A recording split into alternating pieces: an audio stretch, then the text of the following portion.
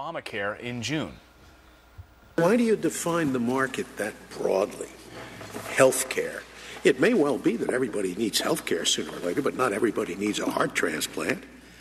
Not everybody needs a liver transplant. Could you define the market? Everybody has to buy food sooner or later. So you define the market as food. Therefore, everybody's in the market.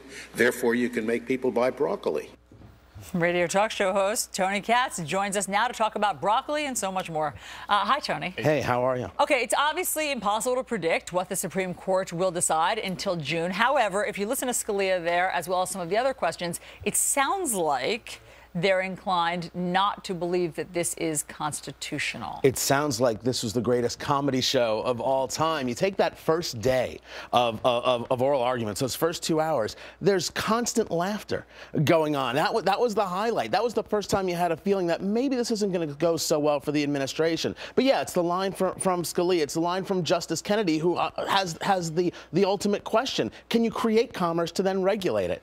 The court's not in favor of this, it seems. You know, the Tea Party has long painted the health care bill as an affront to American freedom, and yet the Obama administration, through the Solicitor General in their oral arguments, was trying to paint that the health care law is all about freedom, that having universal health care coverage is freedom. So who was right here? Did the Tea Party get it right? Because it seemed like the justices were leaning their way. The people who recognize that the federal government can't force you into contract have it right. So that's Tea Party and a whole host of other people, because that's what it comes down to. It's not about wanting to take care of people. That's what charity is all about. This is about whether or not the federal government can force you into doing something. As Scalia just mentioned in the tease you just played, can they force you into a market to buy broccoli? What else can they force you into? That's a fundamental question about where power comes from. Power comes from the people. Natural laws come from God. Power comes from the people, given to the government to create the government. That's how it works. Government doesn't give rules to us. We give rules to them. And you have your finger on the pulse of the people as a talk show host. Thank you very much. You hear from them, no doubt.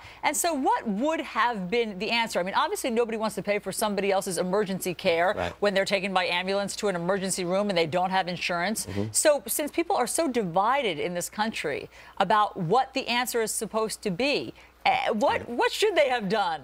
Well, if you're talking about the federal government, the answer is not engage people in forcing them into contract. We can have conversations about how to make insurance better. You can have a conversation about selling insurance across state lines. There's a value to that conversation, but it's not through Obamacare. Obamacare has to be completely gutted, completely thrown out, completely tossed, and considered a failure. Every time it's mentioned through history, it has to be called a failure of a concept. Final question for you. The spin we're hearing now from the left is if this gets knocked down, it may be great for President Obama. I, in fact, saw an interesting story this morning that comparing him to Obi-Wan Kenobi.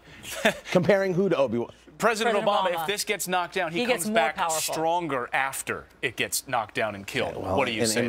I'll take Yoda. Secondly, and most importantly, this is a real case of left-on-left violence. You had Harry Reid and Nancy Pelosi telling people we have to pass the bill so you can find out what is in it. You have to defend it. You have to go on talk radio, on Twitter, and Facebook, and you have to defend this bill morning, noon, and night. And the very second it comes up against a little bit of opposition, 6 hours in front of the Supreme Court, where they are unable, Donald Verrilli is unable to articulate his position, they throw it under the bus. They throw the people who defended it for 2 years under the bus. This is the leftist leadership attacking the leftist rank and file. When is anybody going to talk about the left-on-left violence in America? This is a serious problem, and it needs a telethon.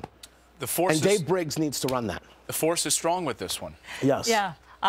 You have had a lot of caffeine. Let me tell you, it's been a good morning, and I heard that Dave Briggs has already been hired and fired by Current TV. Is that true? That's right. Is that true? It's exactly right. All right, rules continue here.